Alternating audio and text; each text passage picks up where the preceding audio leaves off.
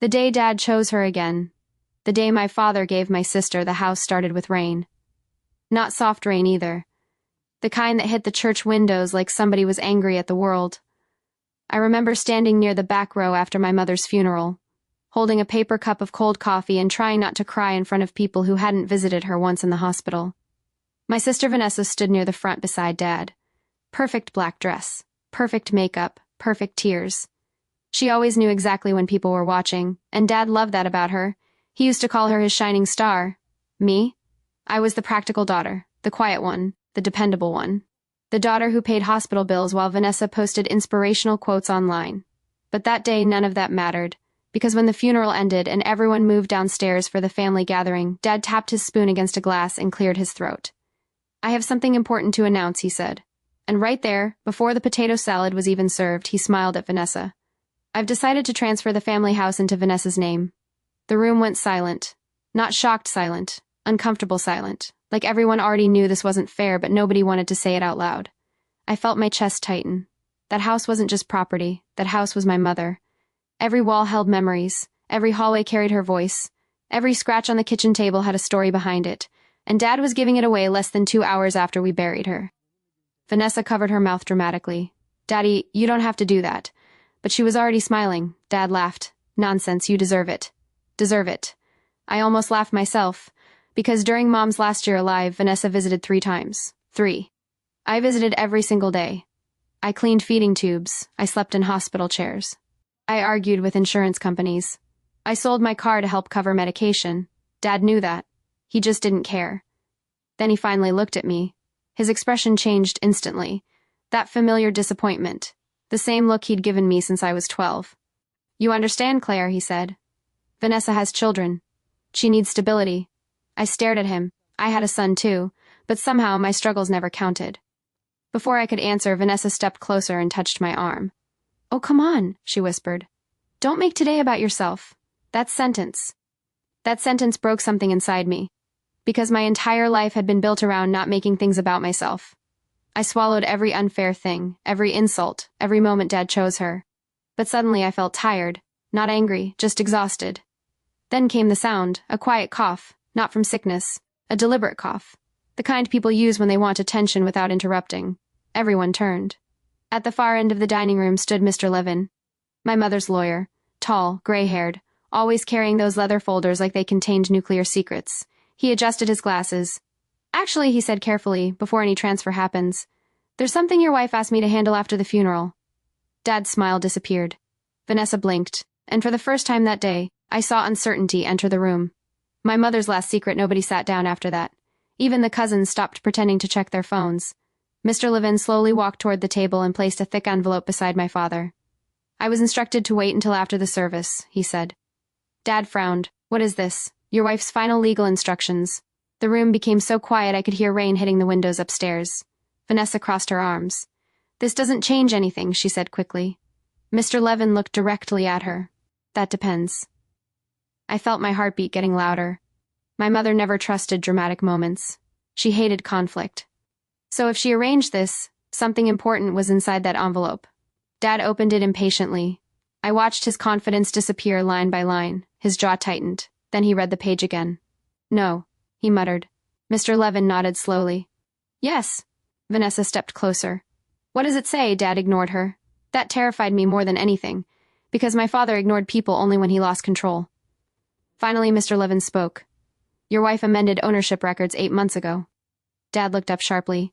"She had no right. She absolutely did." Vanessa laughed nervously. "Okay, can somebody explain what's happening?"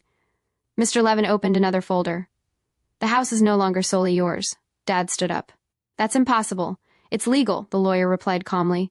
"The property was transferred into joint ownership." My stomach tightened. Joint ownership? With who? Then Mr. Levin looked at me. "Claire became co-owner last October." The room exploded. Vanessa's face turned white. Dad slammed the table. "She manipulated her mother." I stared at him. I didn't even know. And it was true. I had absolutely no idea. Mr. Levin nodded. "Your mother requested confidentiality." Vanessa pointed at me. "This is unbelievable. She planned this." I shook my head slowly. "No, Mom planned this. For the first time in years." Dad looked nervous around me. Then Mr. Levin continued. "There's more." Of course there was. My mother always finished what she started. The property cannot be sold, transferred, or refinanced without Claire's written approval. Vanessa looked like she might faint. Dad's face turned red. She turned my own daughter against me. I almost laughed. Against him. He had spent 20 years doing that himself. Mr. Levin carefully removed one final paper. Your wife also left a personal letter. Everything inside me froze. Because suddenly I wanted my mother back more than I wanted justice. Mr. Levin handed me the envelope. It had my name written in her handwriting. Claire. Simple, gentle. I could barely breathe opening it. Inside was a folded letter, and as soon as I saw the first line, I started crying. My sweet girl, if you're reading this, it means I waited too long to protect you. The room disappeared. I couldn't hear anyone anymore. Only my mother's voice inside my head. I saw every sacrifice you made for this family. I saw the bills you hid. I saw the nights you slept beside my hospital bed. I saw the way your father overlooked you. And I need you to know something before I'm gone. You were never the difficult daughter. You were the only one holding this family together. I covered my mouth. Vanessa rolled her eyes, but Dad looked shaken, because deep down, he knew it was true. The letter continued. I stayed silent too often. That is my greatest regret. So this is the last thing I can do for you. Do not let anyone convince you that you deserve less. I couldn't read anymore. Tears blurred the page, and for the first time in my entire life, I felt seen. The golden child. People think favoritism starts with big moments. It doesn't. It starts quietly. A longer hug. A softer voice. A different excuse. Vanessa learned early that rules didn't apply to her. I learned early that love had conditions. When I was 8, Dad forgot my birthday. Vanessa spilled juice on her dress that same day, and Dad drove across town to buy her a replacement before dinner. When I made honor roll in middle school, Dad said, "That's expected." When Vanessa got suspended for fighting, he said, "She's passionate." Everything about our lives worked that way. She was exciting. I was responsible, and responsible people don't get celebrated. They get used. By 16, I was cooking dinner 3 nights a week. Vanessa was posting selfies from parties, Mom noticed. I know she did, but she always tried to keep peace.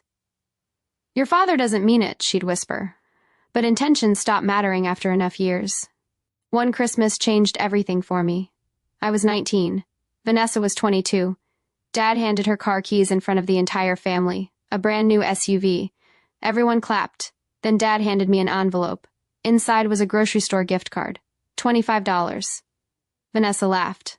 Oh my God, that's so practical for Claire. Everybody laughed with her, everybody except Mom. I still remember the look on her face. Shame, not because of the money, because she finally realized I expected nothing anymore. That hurt her. After dinner, she found me outside on the porch. Snow covered the railing. "You know I love you, right?" she asked. I nodded. But I didn't answer.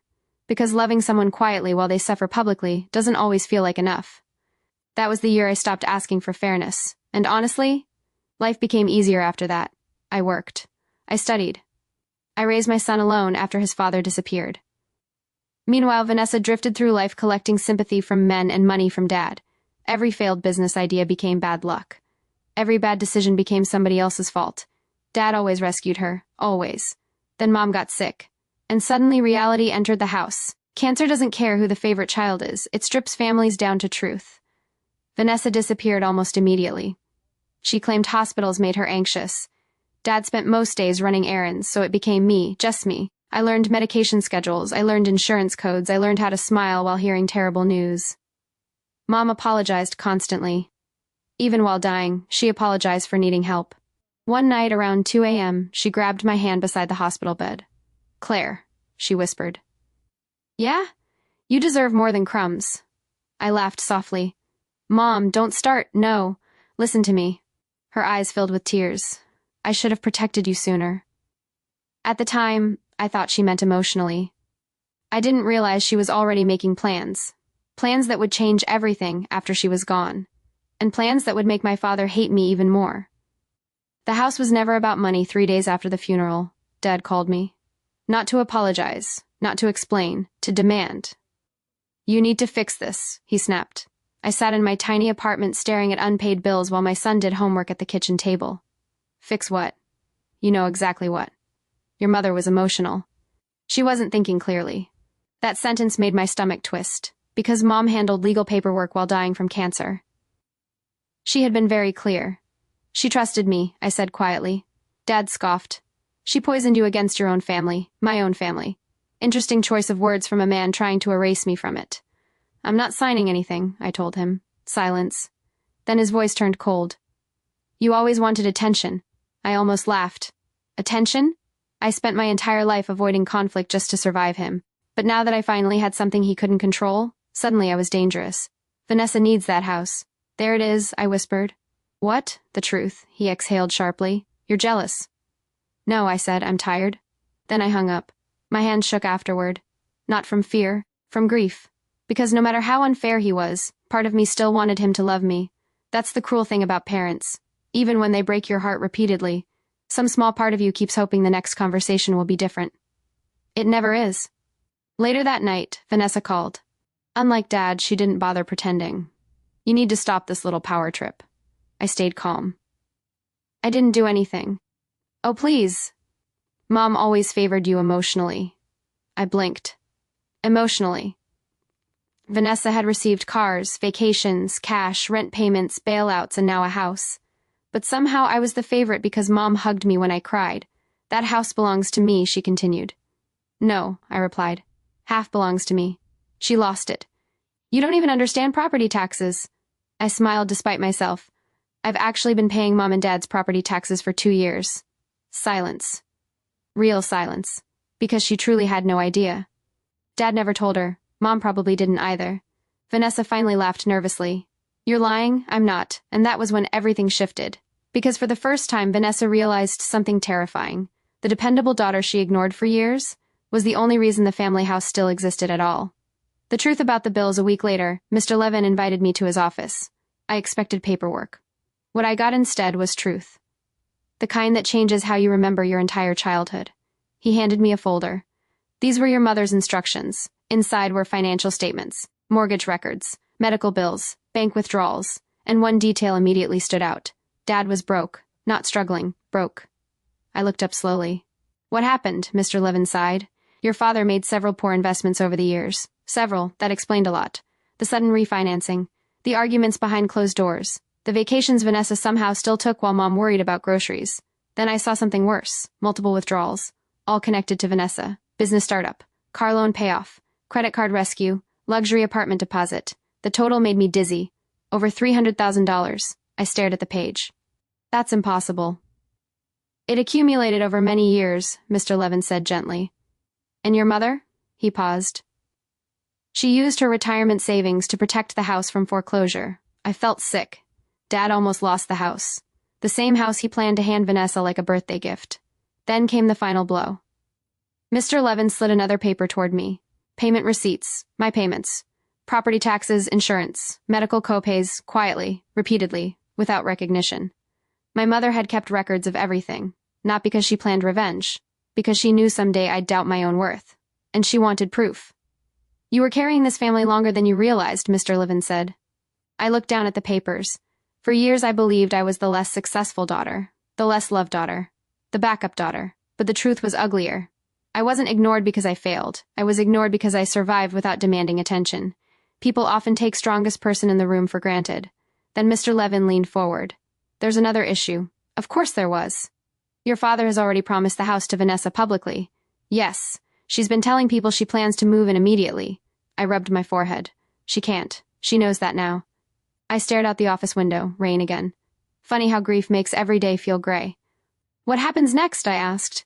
Mr. Levin folded his hands. That depends on how far they're willing to push this. And unfortunately, I already knew the answer. Very far. Vanessa moves in anyway. 2 weeks later, my neighbor called me while I was at work. Claire, she whispered urgently. There's a moving truck at your parents' house. I froze. What? Your sister's unloading furniture? Of course she was. Because rules had never existed for Vanessa, I drove there immediately. And the moment I pulled into the driveway, I knew this wasn't an accident. Vanessa's SUV sat near the garage. Dad stood outside directing movers like nothing was wrong. I stepped out of my car. What are you doing? Dad didn't even look embarrassed. Vanessa's moving in. She legally can't. She's family. I laughed once. A sharp, broken sound. Interesting. I'm family too. Vanessa walked out holding coffee. Oh good, you're here, she said casually. You can help label boxes. That was Vanessa. cruel in a cheerful voice. I'm serious, I said. You can't move in without my agreement. Dad stepped closer. You really want to do this? I looked at him. You already did this. For a second, I thought maybe he'd soften. Maybe grief would make him human. Instead, he lowered his voice. Your mother ruined this family before she died. That sentence hit harder than any scream could have, because even now, even after losing her, he refused to take responsibility for anything. Then Vanessa smiled. You know what your problem is, Claire? I said nothing. You think suffering makes you important. I stared at her. No. Being invisible taught me something far more useful, patience, and for the first time in my life, I stopped trying to convince them to love me fairly. Instead, I pulled out my phone and called Mr. Levin, right in front of them. Dad's face changed immediately, because bullies love power. But they hate paperwork, especially legal paperwork. Vanessa crossed her arms. You wouldn't actually fight your own family in court. I looked directly at her. You already fought me. You just expected me to stay quiet forever. And suddenly, nobody had anything clever left to say. Court papers and family lies. The legal notice arrived 3 days later. Vanessa called screaming. Dad called disappointed. Funny difference. One treated me like a villain. The other treated me like a betrayal. Neither treated me like a daughter. The hearing itself wasn't dramatic at first. No shouting, no movie speeches. Just fluorescent lights and uncomfortable truths. Vanessa arrived wearing white like she was attending brunch instead of court. Dad barely looked at me. Mr. Levin remained calm. That man could probably stay calm during a tornado. The judge reviewed ownership documents carefully. Then came the embarrassing part. Financial disclosures. That's when Vanessa learned Dad's actual financial situation. Every hidden debt, every missed payment, every desperate refinance. Her expression slowly changed from confident to horrified. You said the house was secure, she whispered. Dad wouldn't look at her, because lies survive only until paperwork arrives.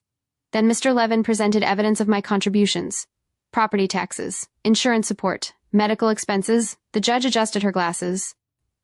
Miss Bennett, she asked Vanessa, have you contributed financially to this property? Vanessa hesitated. Well, not directly. Have you lived there within the last 10 years? No. Have you paid maintenance? No. Then the judge looked at me. And you? I swallowed. Yes. Simple. Quiet. True. That's the thing about truth. It usually sounds less dramatic than lies, but it survives longer. During a recess, Dad cornered me near the vending machines. Are you happy now? He snapped. I stared at him. No. And I meant it. Because winning against your own family never feels good. It just feels necessary. His shoulders sagged slightly. For the first time in years, he looked old. Not powerful. Not intimidating. Just tired. You embarrassed us. I laughed softly. You announced giving away Mom's house during her funeral. He flinched. Good. Finally, a reaction. Then he said something I'll never forget. She was supposed to leave things simple. Simple. Meaning Claire stays quiet. Vanessa gets rewarded. Dad stays comfortable. That was the system. And Mom broke it before she died. The hearing ended with temporary restrictions. No sale, no transfer, no exclusive occupancy rights. Vanessa stormed out furious. Dad followed silently. But before leaving, he turned back toward me. And for one strange moment, he looked ashamed. Not enough to apologize, but enough to know he should. The neighbor's story a few days later, Mrs. Alvarez from next door invited me over. She had known my mother for 20 years, the kind of neighbor who notices everything but speaks carefully. She poured tea quietly. Then she said something unexpected. Your mother cried in my kitchen last summer. I looked up. What? Mrs. Alvarez nodded slowly. She was terrified your father would leave you with nothing. My chest tightened. She knew what Vanessa was doing. What do you mean? Mrs. Alvarez sighed. Your sister kept pushing your father to rewrite everything. Suddenly pieces connected. The sudden paperwork. The tension. The private arguments. She said you were the only one who never asked for anything, Mrs. Alvarez continued. I stared into my tea. That sentence hurt more than insults ever could. Because it was true. I never asked. Not for money, not for praise, not even for fairness eventually. And maybe that was the problem. People sometimes treat silence like permission. Mrs. Alvarez reached into a drawer. Your mother wanted you to have this. It was an old photo. Me and Mom painting the kitchen together years ago. We were covered in paint, laughing, happy. On the back she had written, to the daughter who built love quietly. I broke down crying right there in Mrs. Alvarez's kitchen. Not because of the house. Because my mother saw me. Even when nobody else did. And suddenly, I understood something. The house was never about money. It was proof. Proof that before she died, Mom finally chose me too. Vanessa's big mistake a month later, Vanessa made the mistake that destroyed everything. She posted online a video, walking through the house, laughing, calling it my inheritance era. I wish I were joking. Thousands of people saw it, including extended family, including Dad's church friends, including the judge's assistant. Even worse, she referred to me as the bitter sister. That video changed public sympathy overnight, because suddenly people saw what I dealt with for years, not grief, entitlement. Then came the comments. Questions. People asking why she moved into disputed property, why she mocked her sister publicly, why she celebrated during mourning. Vanessa panicked. Dad panicked harder. And for the first time in my life, I did nothing. No defending myself. No explaining, no emotional labor.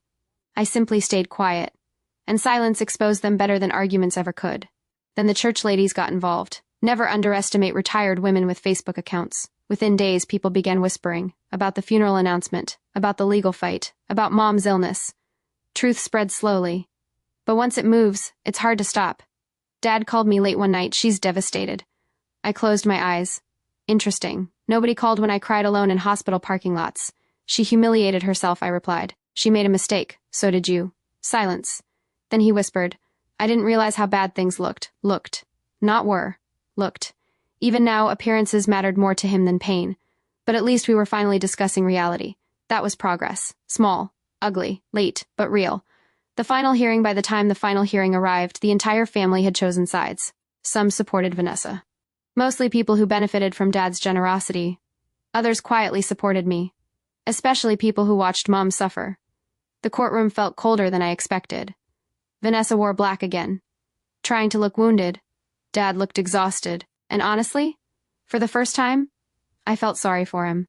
Not because he deserved sympathy, because favoritism had destroyed him too. He spent years building one daughter's ego while ignoring the other's heart. And now both relationships were broken. The judge reviewed everything carefully. Then came the moment nobody expected. Dad asked to speak. Even Vanessa looked surprised. He stood slowly, hands shaking. My wife handled most things during the last years, he began. His voice cracked. I told myself I was helping this family by keeping peace. I stared at him, because keeping peace was always code for protecting Vanessa.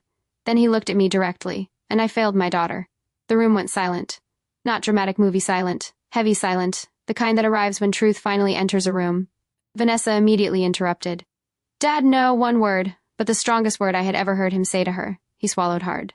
Claire carried responsibilities none of us acknowledged. I couldn't breathe. Part of me wanted to scream, too late.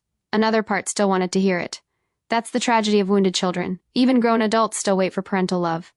Dad continued. Her mother knew that. Vanessa started crying. Real crying this time. Not performance, because suddenly the system protecting her had collapsed. The judge finalized shared ownership protections. No forced transfer. No unauthorized occupancy. The property would remain jointly controlled unless mutually sold. Legally, I won. Emotionally, nothing felt simple. Because justice doesn't erase history. It just stops history from continuing what happened after Vanessa moved out 2 weeks later. She blamed me publicly for months, then privately blamed Dad. Eventually, she disappeared into another relationship in another city. That's what she always did. Run toward new people before old truths caught up. Dad stayed in the house, alone. The silence there finally became unavoidable. No mom, no distractions, no fantasy, just consequences. One afternoon, he invited me over. I almost didn't go. But grief is strange. It keeps opening doors logic says to close. The kitchen looks smaller somehow. Older. Dad poured coffee quietly. Then he said, She used to wait for you after work. I frowned. What? Your mother? She'd sit near the window around 6 o'clock. He stared down at his cup. She said the house felt calmer when you walked in. I felt tears immediately, because that sounded exactly like her. Dad looked around slowly. I thought providing things was enough. I stayed silent. I kept rescuing Vanessa because she always needed something. There it was, the truth. Neediness looked like love to him. Meanwhile, quiet loyalty became invisible. I should have noticed you were drowning too, he whispered. That sentence healed something small inside me. Not everything, but something. Forgiveness doesn't arrive all at once. Sometimes it begins as simple recognition, finally being seen. My mother's real inheritance 6 months later, I stood inside the family house alone. Morning sunlight came through the kitchen window. The same kitchen where Mom taught me recipes. The same kitchen where I learned silence. The same kitchen where I finally learned my worth. Dad had agreed to sell his share to me gradually.